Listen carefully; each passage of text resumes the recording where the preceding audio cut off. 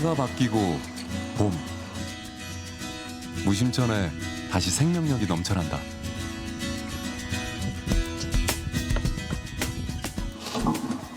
우리는 1년 전 수다를 촬영했을 당시 들었던 전문가의 말이 내내 마음에 걸렸었다.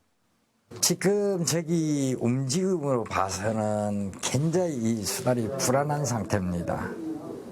무언가에 쫓기고 있다는 거. 실제 수달이 나타난 곳은 대단위 주택단지와 불과 1km 정도의 거리. 그리고 무슨 이유인지 몰라도 카메라에 포착될 때마다 모두 청주 도심 쪽을 향하고 있었다. 위험한 도심 속에서 지난 1년을 무사히 잘 지내왔을까? 그 사이 장평교엔 사람들의 접근을 막는 새로운 물길이 만들어졌다. 작은 조치지만 수달에겐 큰 도움이 될 것이다.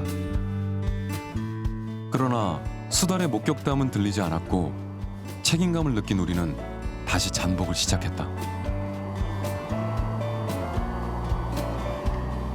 며칠을 지켜본 결과 녀석은 여전히 이곳을 지나다니며 배설물로 영역 표시를 하고 있었다. 다행이다.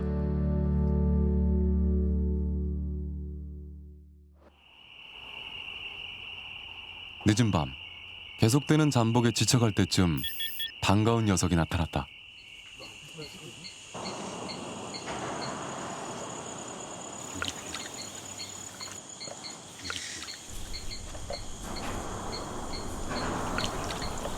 일 년 만에 다시 만난 무심천 수달.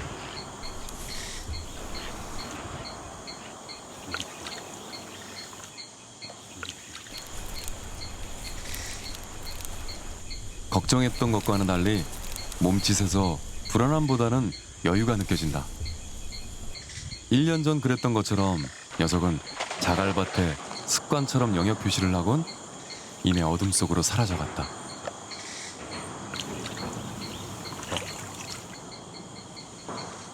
수달은 한 세력권 단위로 살아갑니다. 그 얘기는 이제 한 가족당 하나의 세력권을 이루면서 살기 때문에 그쪽 공간에는 오로지 한 가족만 있다.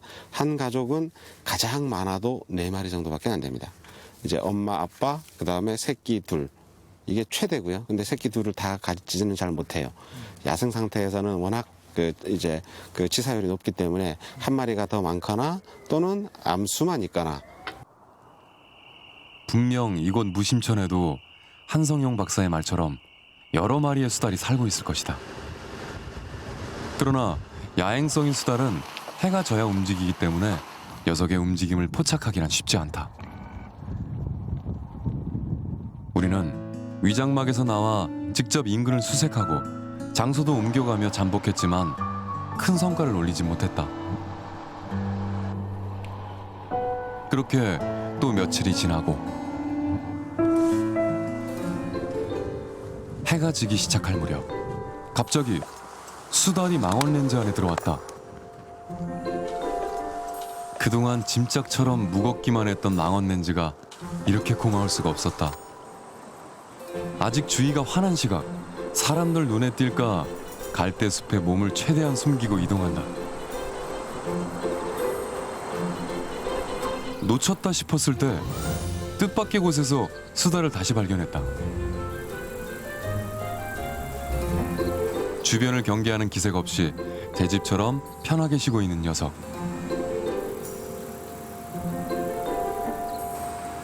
자세히 보니 수컷이다. 수달이 놀고 있는 갈대숲 바로 뒤편은 저녁 산책을 나온 사람들로 북적이는 자전거 도로. 녀석이 이렇게 코앞에서 놀고 있을 줄은 정말 상상도 못했다.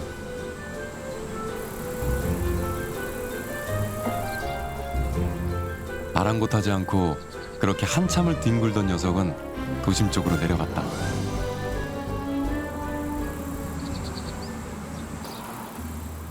그런데 잠복 장소로 돌아가던 길에 또다시 수달이 포착됐다. 한눈에 봐도 좀 전의 수달과 몸집도 확연하게 차이가 나고 더 어린 녀석이란 걸 알 수 있었다.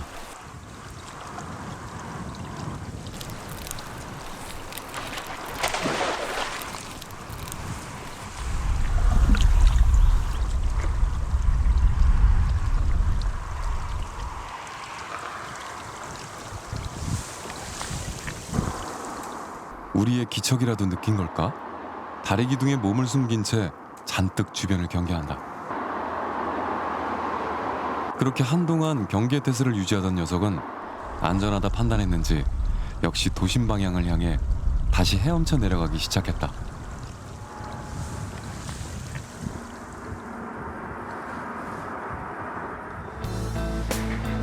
무심천 수달에 대해 좀 더 자세히 알아보기 위해서 촬영된 영상을 전문가에게 보여줬다. 두 녀석을 한 화면에서 동시에 비교해봤다. 얘는 얼굴 자체가요 조금 뾰족해요. 근데 아까 얘는 얼굴이 많이 두리뭉실해요. 촬영 당시 예상했던 대로 같은 날 짧은 시간차를 두고 찍힌 수달들은 가족 관계일 것으로 추정된다. 그렇다면 이 수달들은 지금 무심천에서 어떻게 살아가고 있을까? 애들이 건강 상태는 아주 육안적으로 봐서는 상당히 좋은 것 같습니다. 왜 그러냐면은 모질 상태도 상당히 빛이 나고요. 그 다음에 사이즈, 길이라든지 그 다음에 흉부의 어떤 사이즈라 이런 걸 봐서는 영양 상태는 상당히 좋은 것 같습니다. 그 다음에 그 바로 뒤편은 분명히 사람이 다닐 수 있는 도로가 있을 건데, 그 도로에서 저녁 시간대에 저렇게 나타날 수 있다는 것은 제가 아마 저 환경에서 어느 정도는 적응을 했다고 봅니다. 그렇지 않고 금방 왔을 경우에는 애들이 어떻습니까? 계속 두리번거리고 이러지 저렇게 몸을 부비고 뒹굴고 장난을 치고 지 혼자 놀고 이런 모습은 나타나지 않을 겁니다. 그동안 무심천 수달에 대한 정보는 수차례의 실태 조사에도 불구하고 거의 전무한 실정이었다. 하지만 이번 촬영으로 여러 가지 사실들이 처음으로 밝혀졌다. 복수의 개체수, 성별, 건강 상태, 은신처 등 새롭게 밝혀진 정보들은 앞으로 무심천 수달 연구에 많은 도움이 될 것이다.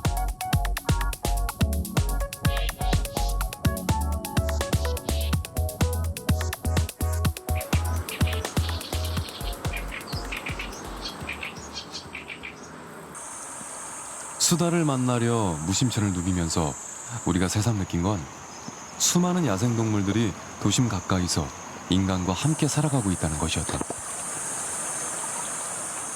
불과 몇 년 전만 해도 무심천에서 보기 어려웠던 고라니는 시끄러운 도시의 소음에 완전히 적응한 듯 보였다.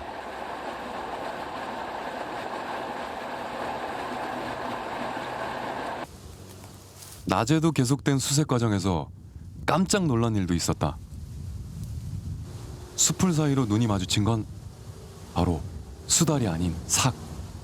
삭 역시 멸종 위기종이다. 물고기가 많은 수중보 앞에서 잠복하던 중 다시 눈에 띈 삭. 매서운 눈매며 날렵한 걸음새가 작은 호랑이라 불릴만 하다. 낮이건 밤이건 언제나 같은 동선으로만 이동하는 녀석. 삭이나 수달이나 야생동물들은 한눈 파는 일 없이 자기 길만 가나 보다. 수달이 발견된 후 무심천 곳곳에 새로운 안내판들이 세워졌지만 효과는 아직 미지수다. 수달에게 가장 큰 위험 요소는 불법 어로행위. 자칫 그물 등에 걸리기라도 하면 3, 4분 만에 질식해 죽을 수 있다. 지금도 무심천엔 버려진 그물들이 방치돼 있다.